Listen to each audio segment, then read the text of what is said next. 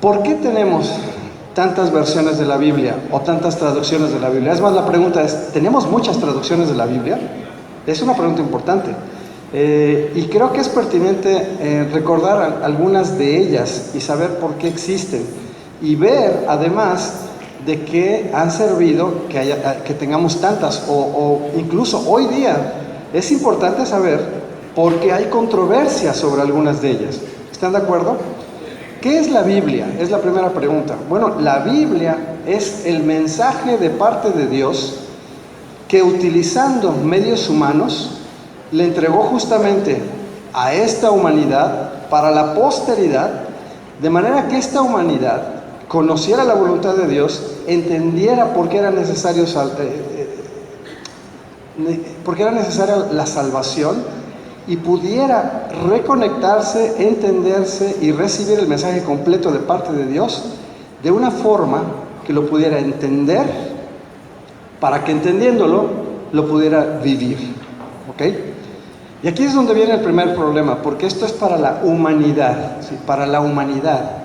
Entonces, seguramente cuando estaba componiéndose o editándose el Pentateuco, que se le responsabiliza a Moisés, o se dice que Moisés es el autor, asimismo el Señor Jesús se refiere a él, pero obviamente Moisés no estuvo en el momento del Génesis, y no estuvo en el momento de Abraham, y no estuvo en muchos de los momentos anteriores o previos a él, por lo cual se entiende que esas 10 secciones en las que están dividido el Génesis, básicamente son libros, 10 libros, que terminan con la frase, y estas son las generaciones de.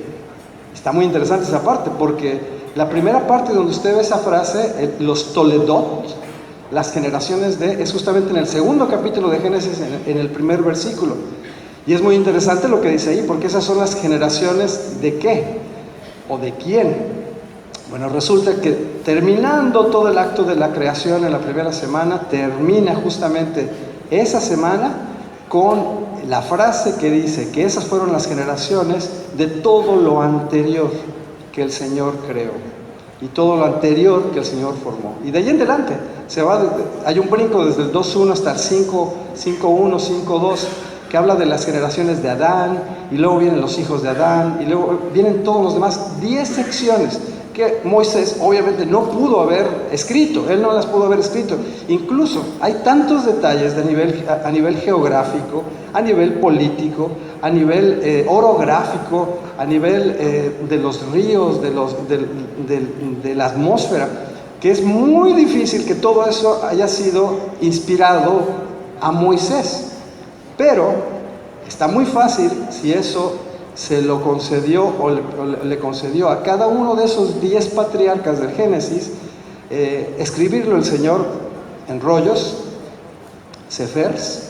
La palabra sefer es rollo, y es la palabra libro también en hebreo, que fueron consolidados o reunidos por todos estos patriarcas para que Moisés pudiera recibirlos, toda esa biblioteca que constituye el Génesis, 10 secciones diferentes, todos donde terminan estas son las generaciones de, recibirlos ahí, y él ya como editor, y viendo los lugares y conociendo los lugares y a las tribus y a las personas, pudiera editarlo y entonces componer o configurar el Pentateuco, comenzando con el libro del Génesis y de ahí en adelante.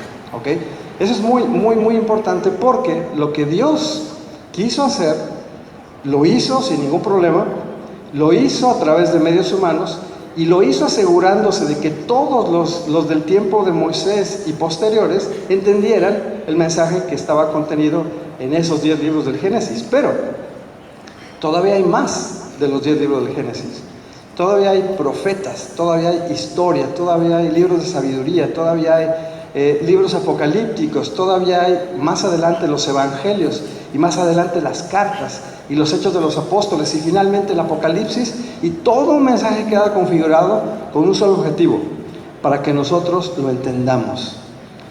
¿Cuántos piensan en Apocalipsis?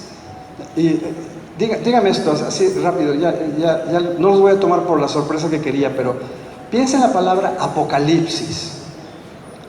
¿Qué color viene a su mente? Dígame cualquier color que viene a su mente. Negro, ¿qué otro? Rojo, ¿cuál otro? fuego, blanco, alguien dijo blanco, ¿verdad? Morado, interesante. Dorado, ok, gracias. La pregunta es, ¿por qué vienen esos colores a su mente, no?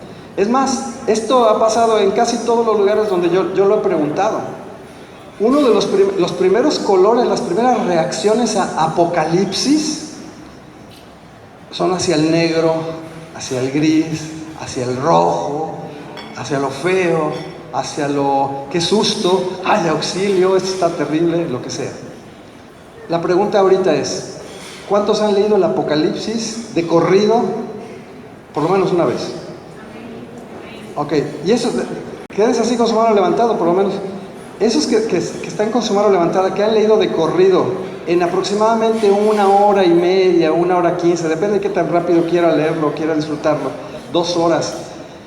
¿Ustedes se quedan con el negro, el rojo, el oscuro?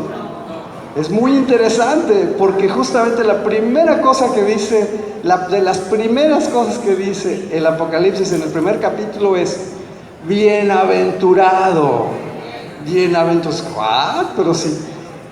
Oye, señor, pero son 13 capítulos que están re feos, ¿no?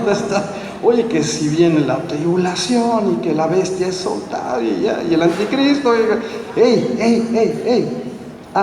Hermanita, los vamos a repartir. Quien cree que va a tener preguntas, levante su mano y le vamos a repartir papelitos, ¿no? Entonces, empiece por ahí. ¡Exacto! Nada que ver. Cuando uno lee completo, y sobre todo se lo voy a recomendar, usted agárrese una audiobiblia. La NBI tiene una de las audiobiblias más bonitas que hay porque está dramatizada. Póngase el Apocalipsis, apague la luz, literal, apague la luz, póngase el Apocalipsis y agárrese, ¿no? Y agárrese. Porque dice la palabra que es bienaventurado. Es bienaventurado el resultado de leer las palabras de esa profecía. ¿Saben por qué? Porque conocemos el final.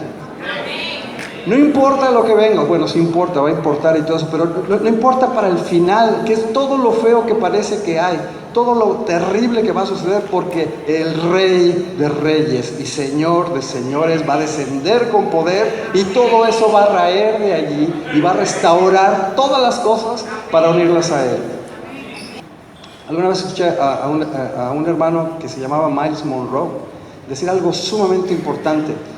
Dice, cuando los asirios llegaban a invadir el mundo, porque ellos desarrollaron un imperio, raían con todo, hacían esclavos y desaparecían básicamente las culturas que invadían.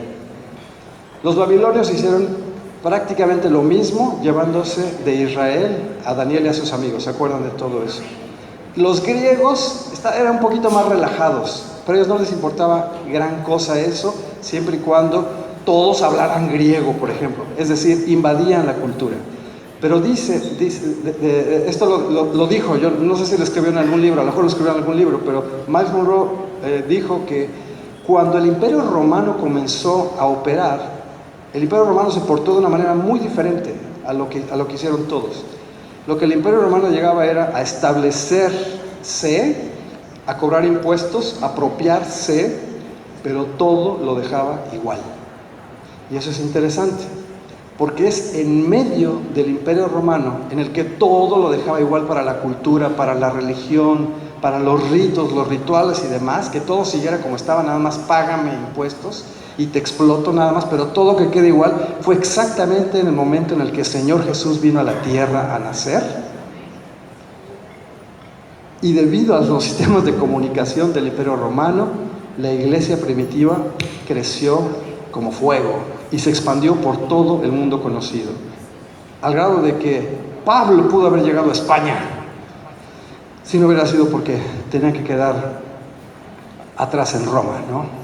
Tenía que adelantarse el viaje desde Roma. Ese fue su aeropuerto en lugar de Madrid, no el Barajas. No llegó hasta allá, porque si hubiera llegado hubiera pasado algo muy interesante. Pero esto es lo que sucedió. Tenemos un problema, les decía, histórico. No todas las personas de este mundo, de hecho, al contrario, muy pocas personas en este mundo hablan o entienden hebreo. No sé si usted habla o entiende hebreo. Gracias, hermana. Es una de 420. Así pasa, más o menos. O arameo, o siriaco, Formidable, hermana. Qué envidia, qué envidia. Muchas gracias, felicidades. O griego koiné, o kení, depende cómo lo pronuncien, esa parte siempre me queda la duda, pero el griego koiné, el griego que se hablaba, no el griego clásico de Homero y los poetas, sino el griego de la calle de ese tiempo. No había mucha gente así, no había mucha gente así, pero el problema es este: hoy día no hay gente así. Es más, ese griego dejó de hablarse posiblemente por el siglo II o III, a lo mejor. Esta es una de las ventajas, sin embargo, se registró ese griego, se registró. Y esto es interesante, el mensaje de la Biblia, dividido en el Antiguo Testamento y en el Nuevo Testamento, se preservó escrito. Esa es la parte formidable, eso es lo más increíble que nos pudo haber sucedido, se preservó. El Antiguo Testamento, a partir probablemente del exilio babilónico, se comenzó a registrar el Antiguo Testamento y a copiar y a copiar y a copiar, y se desarrollaron profesionales de la copia de las Escrituras, y se desarrollaron personas tan capaces y tan detalladas que cuando les salía algo mal, literalmente se deshacían, todavía se deshacen de lo que esté mal copiado, porque tenía que ser perfecto. Y gracias a eso es que tenemos hoy seguridad casi plena, del 99 quién sabe cuánto por ciento, casi plena, de que todo lo que conocemos como el Antiguo Testamento está bien, es lo que debería de ser. Con el Nuevo Testamento pasó algo un poquito diferente. Con el Nuevo Testamento, ustedes recuerdan las primeras congregaciones, con esos 12 apóstoles, ¿cuántos escribas había ahí? ¿Cuántos sabían leer entre los 12 apóstoles? ¿Cuántos eran adultos entre los 12 apóstoles? ¿Cuántos eran jóvenes entre los 12 apóstoles? Pero este es el punto. Había carreras de todas, pero entre el contador o el cobrador de impuestos, o el pescador por aquí, o el labriego por allá, o el tectón por allá, no precisamente se hacían de grandes amanuenses o escribas. Eso fue pasando poco y poco y poco después. Pero una vez que se empezaron a registrar esos documentos, y esta es la parte bonita, esta es la parte increíble, esta es la parte que es formidable. Una vez que empezaron a registrarse esos documentos se llegaban a una congregación, por ejemplo como esta de 400 personas, y llegaba alguien a leer lo que estaba ahí, y estaba tan bueno, y eran tan buenas noticias, que muchos decidían copiarlo. Pero los que copiaban no eran profesionales, ¿ok? Pequeño detalle.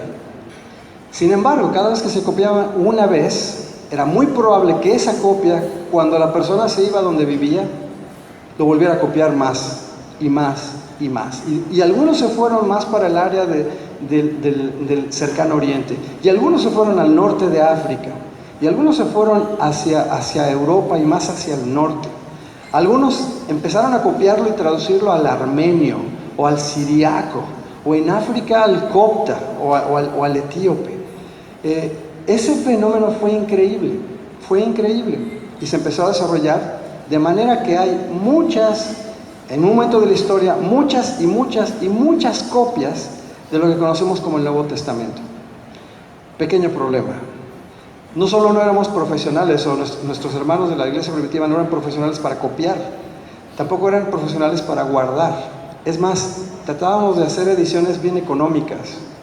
Entonces utilizamos papiro, que era lo más barato. En algunos casos se utilizó cuero, pero en la mayor parte de los casos se utilizó papiro. Y lo bueno y lo malo, ¿no? El papiro, lo bueno, muy barato, cualquiera lo tiene, cualquiera lo puede usar. Lo malo, se degrada muy rápido. Si no se cubre, si no se protege, si no se preserva, decae y se pierde. Y resulta que no hay en existencia ninguno de los que llaman documentos autógrafos, es decir, no hay ningún original de ningún libro del Nuevo Testamento. Igualmente del Antiguo Testamento, por seguro, pero las copias son buenísimas, son casi perfectas. Pero del Nuevo Testamento, ni una sola copia. Perdón, ni un solo original. Ni un solo original. Pero sí, muchas copias. Y ahí es donde viene el asunto. No todas bien preservadas. Repartidas por el mundo. ¿Y cuántos tienen letra bonita aquí? Letra bonita, que digan, a mí me han dicho que mi letra es bien bonita, y tú levante su mano, letra bonita. Exacto, exactamente. ¿Cuántos tienen letra que ni el doctor la entiende? Exactamente, exactamente. Igual con los que copiaron. Esas miles de veces el Nuevo Testamento, hay letras increíbles, pero hay letras que no se entienden muy fácil. Hay tipografía y hay caligrafía que es formidable. Y uno dice, wow, gracias Señor, ¿quién habrá sido este hombre? Ha de haber sido un arquitecto, ¿no? Qué bonito. Pero hay otras que uno dice, ¿qué dice aquí? Apenas y con trabajo. Se entiende. Pues eso pasó en todas esas copias. No se preservaron, algunas no se entendieron. Se crearon familias de copias. Los que se llevaron su copia de aquel lado del mundo reprodujeron. Y muchas de esas otras copias pasaron para acá y de este lado del mundo se reprodujeron también y se crearon familias de copias. Eso es formidable, familias de copias, estilos en la manera de escribir el griego del Nuevo Testamento.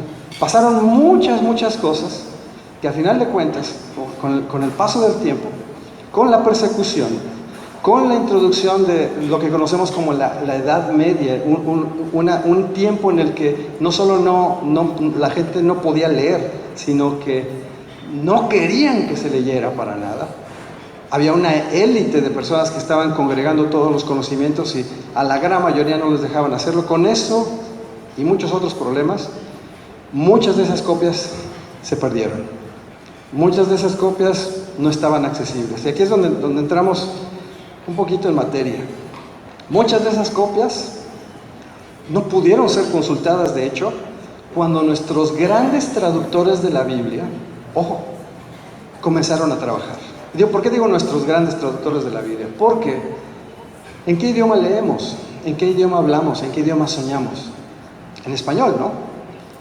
Pero ¿cuánto tiempo tiene el español de hablarse? ¿Se hablaba español en el tiempo del Señor Jesús? Es una pregunta bien interesante, ¿no? Yo me acuerdo que me la hice algún día y dije, ¿se hablaría español? Pues no se hablaba español. Se hablaba el abuelito del español, ¿no? Que es el latín, exactamente. Y más por la conquista del Imperio Romano, ese era el idioma oficial. Eso es lo que había que hablar. Tenías que hablar en latín. Pero también se usaba el griego. Y en los diferentes lugares, como en el caso de Palestina, se utilizaba el arameo, por ejemplo, ¿no? También. Algunos creen que el Señor Jesús, muy probablemente, aparte del arameo que utiliza claramente en la Escritura, aparte del conocimiento que debe haber tenido del latín, por obvias razones, en medio del Imperio Romano, siendo un tectón, siendo alguien que desarrollaba un oficio, muy probablemente tenía que saber algo de latín, pero no solo eso, debido a la influencia griega, es muy probable que él conociera también griego. No sé si lo hablara, no sé si él estaba todo el tiempo así. La Biblia no registra mucho de eso, excepto del arameo, ese es clarísimo, ¿no? Tabita Kumi, Eli, lama sabactani, evidentemente hablaba arameo, no registra lo demás, pero en la misma cruz estaba escrito, ¿se acuerdan? En esos idiomas, su título, muy probablemente los conocía, probablemente los leía como nosotros conocemos y leemos algunos idiomas sin hablarlos plenamente, pero eso seguramente sucedió.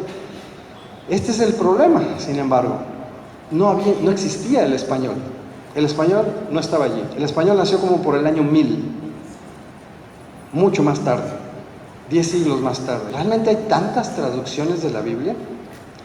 Hoy se va a ir por lo menos con una cosa muy clara en su mente. Hay traducciones de la Biblia y hay revisiones de la Biblia. Y también hay paráfrasis de la Biblia. ¿Cuántas traducciones de la Biblia realmente hay? Esa es una primera pregunta y es una pregunta muy importante porque obviamente aquí, cuando uno ve Biblias, y es importante para CLC, también tiene que saber todo esto. Las personas que vendemos Biblias tenemos que saber todo esto. Aquí uno ve Reina Valera y tiene un número, ¿cuál es? Y luego aquí dice Reina Valera y tiene otro número. ¿Cuál es la diferencia? Pues parece que 51 años, ¿no? O sea, entre el 909 y 60. Y aquí que dice Reina Valera, es el logo de la 77. ¿Y aquí qué dice? ¿Qué significa? Nueva versión internacional. Y aquí LBLA la Biblia de las Américas. NBD, aquí dice Nueva Biblia al Día. Y DHH, Dios habla hoy. Ajá. ¿Cuáles son traducciones y cuáles son revisiones y cuáles son paráfrasis?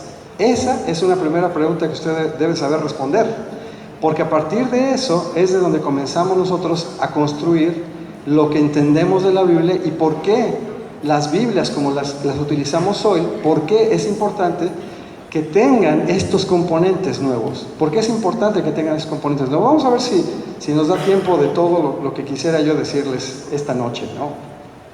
Pero ahí tienen ustedes una tabla de tiempo, una tabla del tiempo que nos lleva desde el tiempo del Señor Jesús, en el año 1, hasta un año aproximado del 50, más o menos, 45, 50, en donde se comienza a componer el Nuevo Testamento. Vamos a hablar del Nuevo Testamento más que de otra cosa aquí. Se comienza a componer el Nuevo Testamento y se termina de componer más o menos por el año 100, 105. En 50 años se produce básicamente todo el Nuevo Testamento. Básicamente. El primer libro posiblemente fue Santiago. De hecho es una carta. Lo primero que se compuso del Nuevo Testamento posiblemente fue Santiago. Lo último, lo más seguro, es que haya sido el Apocalipsis. Eso está muy bien. Y hay quienes piensan que las cartas de Juan estaban por ahí peleándose las últimas composiciones del Nuevo Testamento. Pero todo comenzó más o menos por el 45 y todo terminó más o menos por el año 100. Y todo eso se escribió en griego koiné, el griego que se hablaba en ese tiempo. Estamos hoy día en 2017. La iglesia está hoy en 2017. No hay nadie hoy día vivo que pudiera haberse beneficiado de poder hablar el griego koiné, porque nadie ha vivido por 2017 años, ¿no? Porque en 1569 fue que se desarrolló, se completó por primera vez en español una Biblia enterita. Antes había habido intentos de hacer Biblias en español, pero esta fue la primera vez. Y justamente Casiodoro de Reina, que es uno de nuestras grandes eminencias, solito, por su cuenta, con ayuda de algunos expertos conocidos de él, pudo traducir después de largos años toda la Biblia desde sus lenguajes originales, con un Nuevo Testamento que había sido producido apenas unos cuantos años atrás por Erasmo de Rotterdam, un Nuevo Testamento en griego, que tiene una peculiaridad, ahorita se las platico. Pudo traducir directamente desde el griego y desde el arameo, un poquito arameo que hay ahí, y desde el hebreo, toda la Biblia por primera vez en la historia. Casiodoro de Reina. Deberíamos de llamarle la Biblia de Casiodoro de Reina. Y aquí es donde viene la cuestión importante. ¿Cuál es la traducción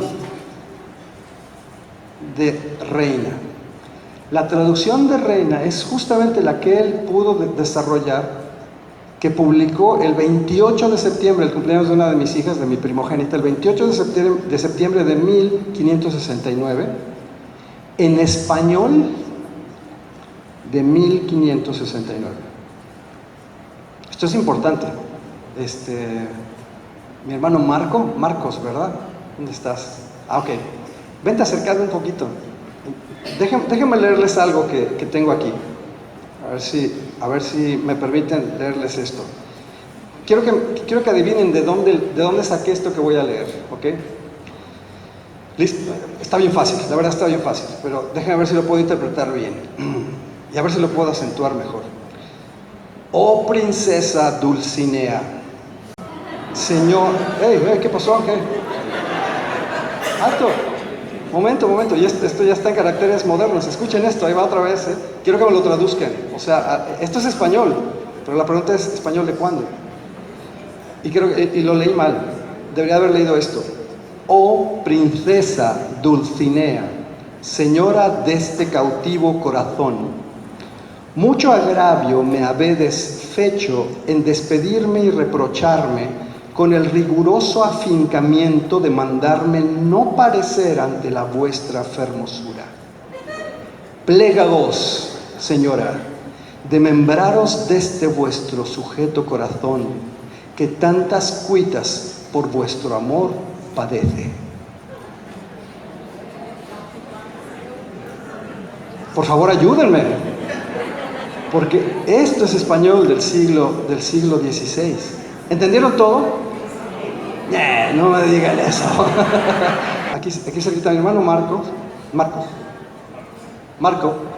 me va a ayudar porque mi hermano Marco me platicó que él adquirió una copia, probablemente facsímil, de la famosa Biblia del oso, se llama así la Biblia del oso porque es la Biblia que en su portada tenía esta ilustración de un oso buscando la miel.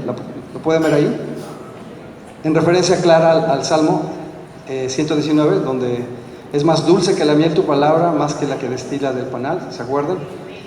Y aquí está el título completo, y acuérdense que está comenzándose a utilizar la imprenta.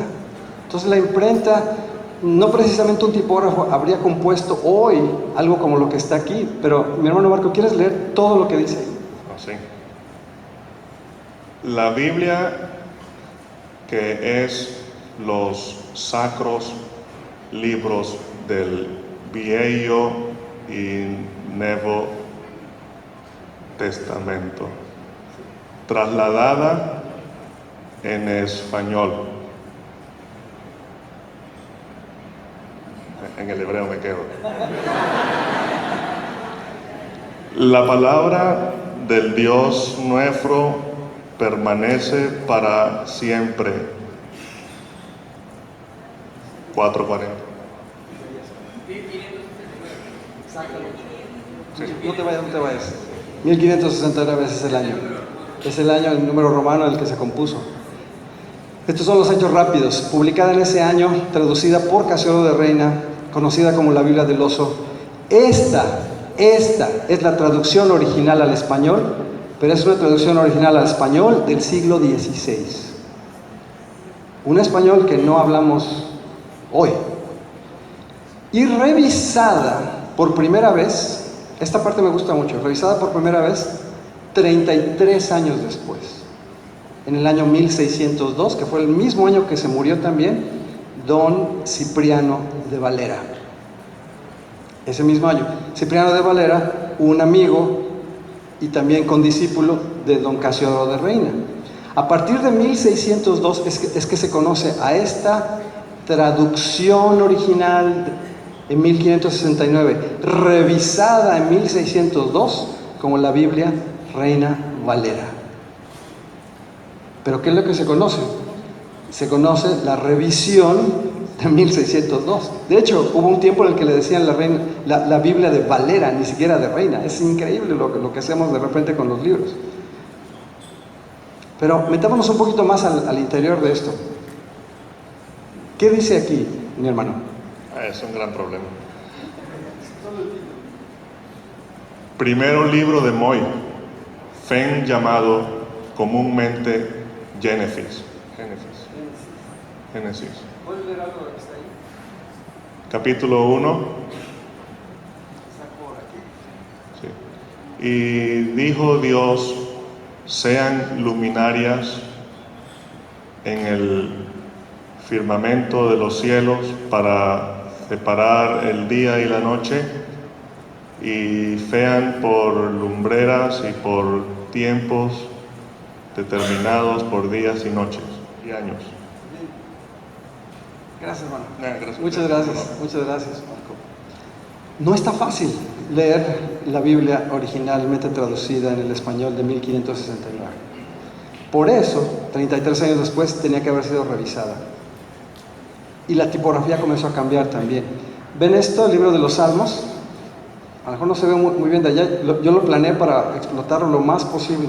Esto es el Nuevo Testamento. Aquí hay una parte interesante que dice una sola palabra, de manera que todas las generaciones desde Abraham hasta David son 14 generaciones, y desde David hasta la transmigración de Babilonia, con Y, por cierto, no con I latina, sino con Y, 14 generaciones, y desde la transmigración de Babilonia hasta el Cristo, 14 generaciones. Transmigración, ustedes saben, hablamos de migración, inmigración y todo eso. ¿Habían oído del término transmigrar? Bueno, tuvo que adaptarse. Es transmigrar, se refiere a la deportación de Babilonia después. ¿Por qué es necesario eso? Porque ya no hablamos así. Pero quiero que tomen en cuenta algo todavía mucho más interesante de la Biblia, de la traducción original de 1569 de Casiodoro de Reina, revisada en 1602 por Cipriano de Valera. ¿Cuántos han estudiado el libro de Tobías en sus Biblias? ¿Tobías? ¿No conocen Tobías? ¿Han leído Tobías? Es bonito Tobías. ¿Alguien trae una Biblia? Porque yo tengo aquí varias, pero si alguien me pudiera decir entre qué libro y qué libro está Tobías. ¿Está en el Antiguo Testamento? ¿Y cree que la voy a encontrar aquí? ¿Por qué no? ¿Por qué no la voy a encontrar aquí? Pues les llamamos a esos libros, bueno, los llamamos hoy, pero se les llamó desde antes también apócrifos, que son libros de historia, son libros de poesía y son libros bien bonitos y tienen mucha, ningún traductor de la Biblia le va a decir algo malo en contra de esos libros. El único detallito es que esos libros no están incluidos en lo que le llamamos el canon corto o lo que se le denomina el canon corto de la Biblia, que normalmente la Iglesia Evangélica Latinoamericana utiliza. Los libros que también son llamados deuterocanónicos solo aparecen en el canon que básicamente comenzó a ser utilizado por la Iglesia Católica. Y aquí tenemos que recordar algo muy importante. Don Casiodoro de Reina fue un monje jerónimo. Y como monje jerónimo, católico, obvio, recibió todos sus conocimientos y todo lo que estudió, lo estudió a partir de lo que él pudo hacer y dedicarse a hacer.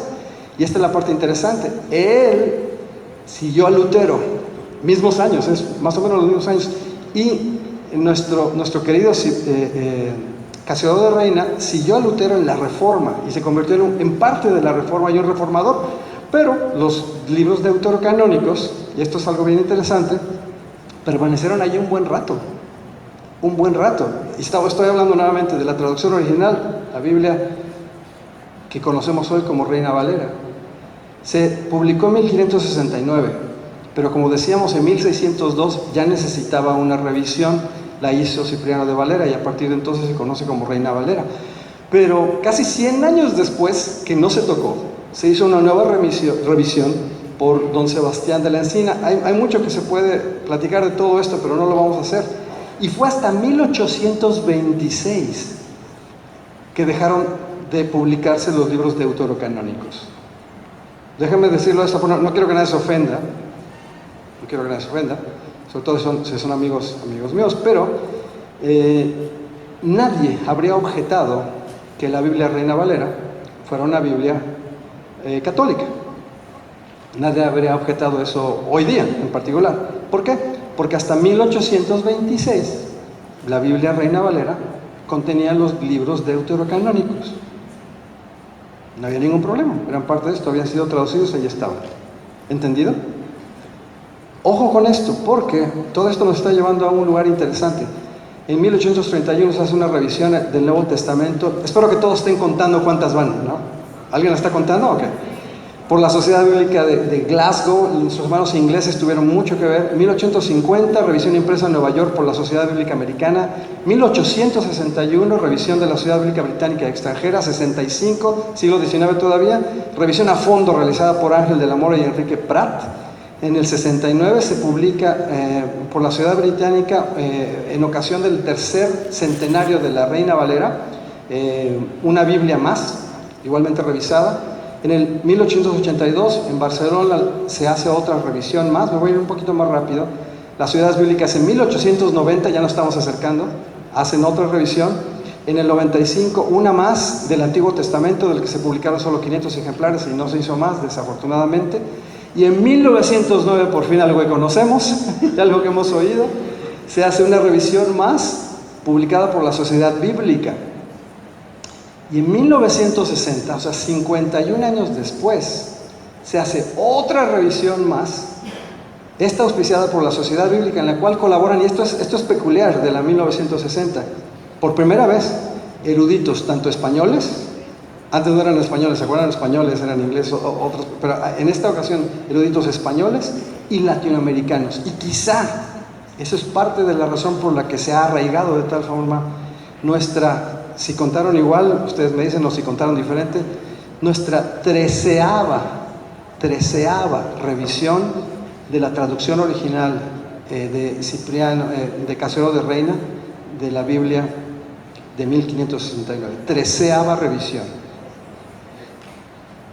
13. Si no es que hay más. ¿Me explico? Si no es que hay más. Y nuestros hermanos de CLIE, de Editorial CLIE, en 1977 hacen una revisión más, pero esta es especial, esta es particular y esta es buenísima, porque tiene que ver con la historia. Esta revisión la hicieron a partir de lo que comenzó a conocerse ya, y esto es buenísimo, les digo, lo que comenzó a conocerse a partir de 1947, con el descubrimiento de los rollos del Mar Muerto en Qumrán. Ahí me salté un par de cosas, pero les explico rápidamente. Nuestro hermano Casero de Reina no tuvo acceso a muchas cosas que le hubieran ayudado mucho para su traducción. A lo que sí tuvo acceso fue a un Nuevo Testamento producido por don Erasmo de Rotterdam, publicado en 1516, ahí bien cerquitita, el cual, como yo les decía antes, tenía una peculiaridad. Nuestro hermano Erasmo de Rotterdam tuvo acceso solamente a seis, lo voy a repetir una y otra vez, solamente tuvo acceso a 6 manuscritos antiguos a los que él podía, con los que él podía comparar. ¿Ya tienen preguntas? Oh, bueno. Déjame ver. Sí, exacto. No le vamos a decir que no. Doctor. Saludos cordiales. ¿Cómo está, doctor?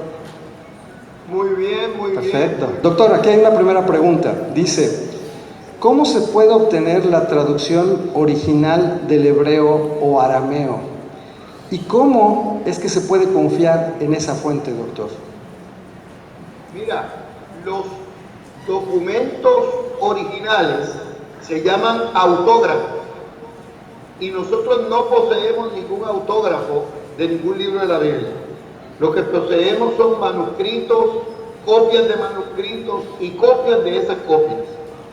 Pero el trabajo de los críticos textuales y el trabajo de los académicos es trabajar con los documentos más antiguos disponibles.